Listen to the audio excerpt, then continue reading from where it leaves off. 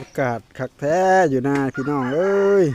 เบิ่งคุณยายเพิ่นได้จังมาบาดนี่ได้เห็ดปวกได้เฮ็ดปวกโอ้ยตู้ได้กินเฮ็ดปวกหลายปีแล้วดู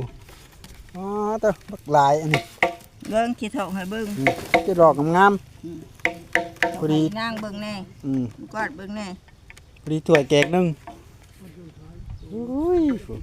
ได้กินหลายปีในบ้านเมืองน้ำเฟซเห็นเขาออกลายลงเฟซลายได้ขายตัวได้กินก็เอาเลยเฮ็ดปวกเฮ็ดธรรมชาติบ่ได้ปลูกโอ้ยปลูกอยู่บ่โอ้เฮ็ดปีเฮ็ดเดือนแล้วเฮ็ดปีเฮ็ดเดือนเฮ็ดเดือน7เจ็ดกายนี่เดือน6ปีกายนี้ออกเดือน6ปีนี้ออกเดือน7เจ็ดเดือน10ค่ำบ่บรรยากาศอยู่หน้าพี่น้องโอ้ยจับกันเนาะ